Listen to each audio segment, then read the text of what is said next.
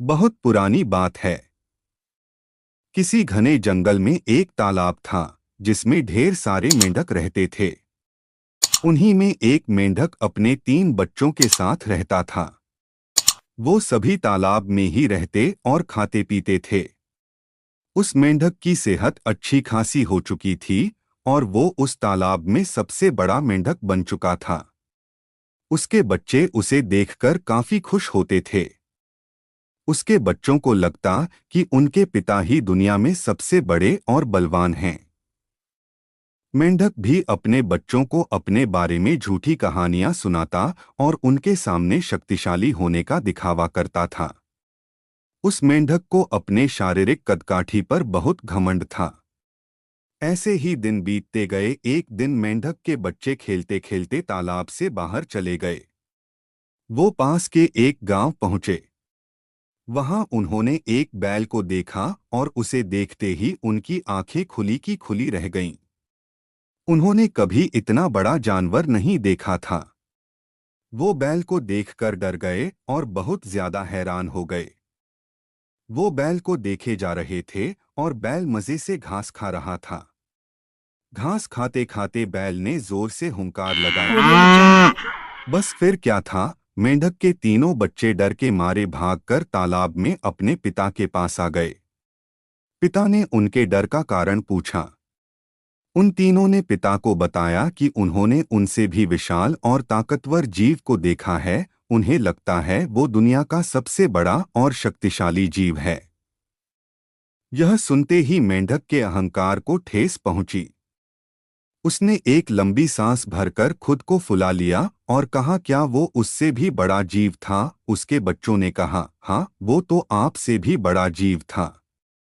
मेंढक को गुस्सा आ गया। उसने और ज्यादा सांस भरकर खुद को फुलाया और पूछा, क्या अब भी वो जीव बड़ा था? बच्चों ने कहा, ये तो कुछ भी नहीं, वो आपसे कई गुना बड़ा था। मेंढक से यह सुना नहीं गया। वह सांस फुला फुलाकर खुद को गुब्बारे की तरह फुलाता चला गया।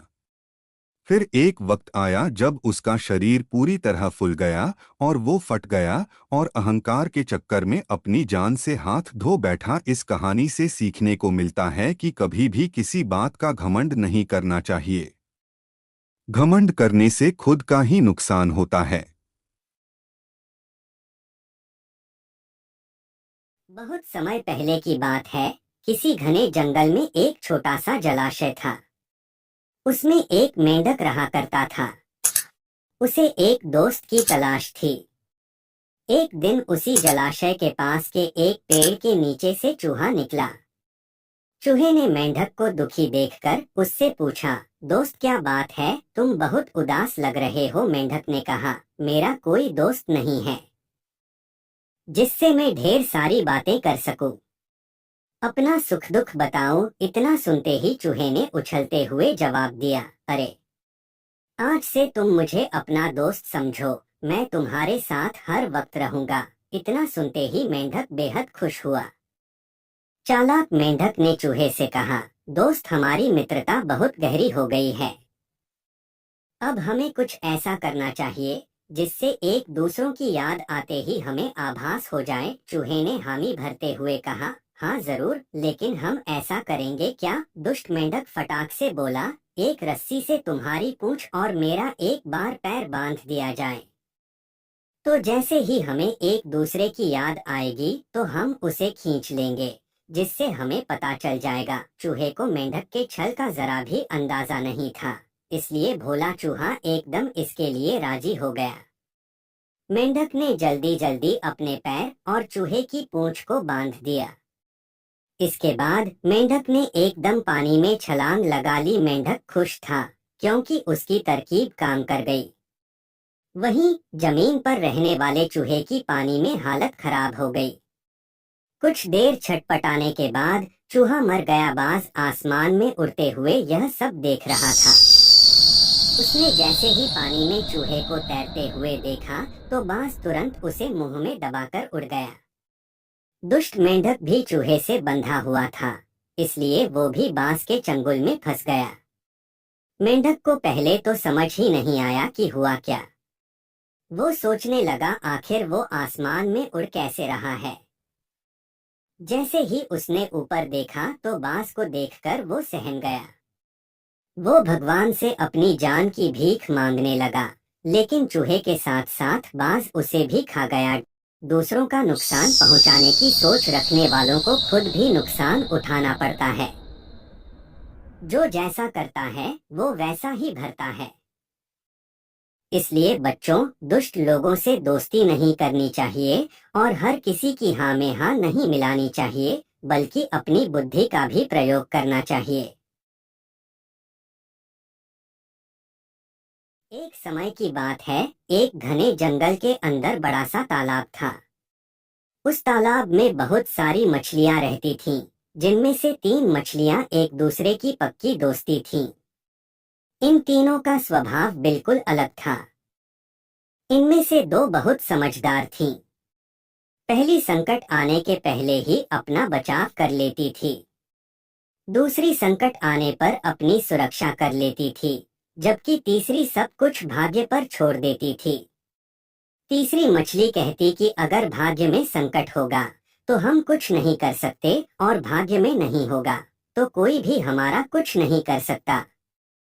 एक दिन रास्ते से गुजर रहे एक मछुआरे ने उस तालाब को देख लिया। उसने देखा कि तालाब मछलियों से भरा पड़ा है। उसने तुरंत अपने बाकी साथियों को इस बारे में बताया। मछुआरे और उसके साथियों ने अगली सुबह यहाँ आने और उन मछलियों को पकड़ने का फैसला किया, लेकिन मछली ने मछुआरे और उसके साथियों के बीच की बातचीत सुन ली थी। उसने तुरंत तालाब में रहने वाली सभी मछलियों को इकट्ठा किया और सारी बात बता दी। पहली मछली बोली कि हो सकता है कि कल मछुआरे आकर हमें जाल में पकड़ कर ले जाएं। उससे पहले ही हमें यह स्थान छोड़ देना चाहिए। तभी तीसरे नंबर की मछली बोली कि अगर वो कल नहीं आए तो यह हमारा घर है, हम कैसे इसे छोड़कर जा सकते हैं। अगर भाग्य में लिखा होगा तो हम कहीं भी हो मारे जाएंगे, और नहीं लिखा होगा तो हमें कुछ नहीं होगा।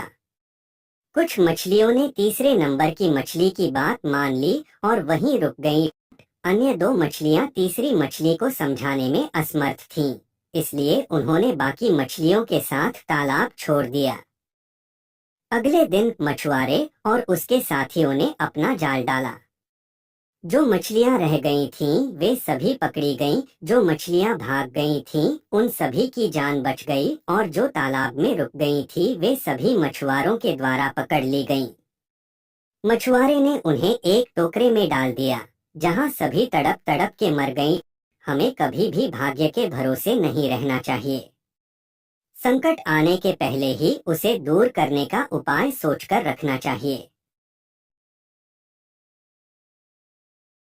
एक जंगल के बीचों बीच एक तालाब था, जहां जानवर आकर अपनी प्यास बुझाया करते थे।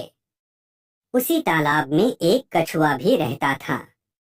वह फालतू की बातें बहुत करता था, इसलिए सभी जानवरों ने उसका नाम बातूनी कछुआ रखा हुआ था। लेकिन 2 हंस उसके बहुत अच्छे दोस्त थे, जो हमेशा उसका भला चाहते थे। एक बार गर्मी के मौसम में तालाब का पानी धीरे धीरे सूखने लगा। जानवर पानी पीने के लिए तरसने लगे। यह देखकर हंसों ने कछुए से कहा कि इस तालाब का पानी कम हो रहा है और हो सकता है कि यह बहुत जल्दी सूख जाए। तुम्हें यह तालाब छोड़कर कहीं और चले जाना चाहिए। इस पर कछुए ने कहा कि मैं यह तालाब छोड़कर कैसे जा सकता हूँ, और यहाँ आसपास कोई तालाब भी नहीं है। लेकिन हंस अपने दोस्त का भला चाहते थे। उन्होंने अपने दोस्त की मदद करके लिए खूब सोचा और एक तरकीब निकाली। दोनों हंसों ने कहा कि हम एक लकड़ी लेकर आते हैं, तुम अपने मुंह से उसे बीच में से पकड़ लेना और लकड़ी का एक एक सिरा हम दोनों पकड़कर तुम्हें यहाँ से दूर एक बड़े तालाब में ले जाएंगे। उस तालाब में बहुत सारा पानी है और वो कभी नहीं सूखता। कछुआ उनकी बात मान गया और हंसों के साथ जाने के लिए तैयार हो गया। उड़ने से पहले हंसों ने उसे चेतावनी दी कि वह रास्ते में कुछ भी न बोले। जब हम बड़े तालाब पर पहुंच जाएंगे तब ही उसे जो बोलना है बोल सकता है। कछुए ने हाँ में उत्तर दिया और लकड़ी को पकड़ लिया। वो दोनों हंस लकड़ी को पकड़कर उड़ चले। वो उड़ते हुए एक गांव के ऊपर से निकले। गांव वालों ने ऐसा पहली बार देखा था। सभी तालियां बजाने लगे। यह देखकर कछुए से रहा नहीं गया और बायला कि नीचे क्या हो रहा है। जैसे ही उसने बायलने के लिए मुंह खोला, उसके मुंह से लकड़ी छूट गई और वो नीचे गिर गया। ऊंचाई से नीचे गिरने की वजह से कछुआ मर गया और हंस अफसोस करते हुए वहां से चले गए। हमें बिना वजह और बिना मतलब के कुछ भी नहीं बोलना चाहिए। ऐसा करने से हमारा ही नुकसान होता है।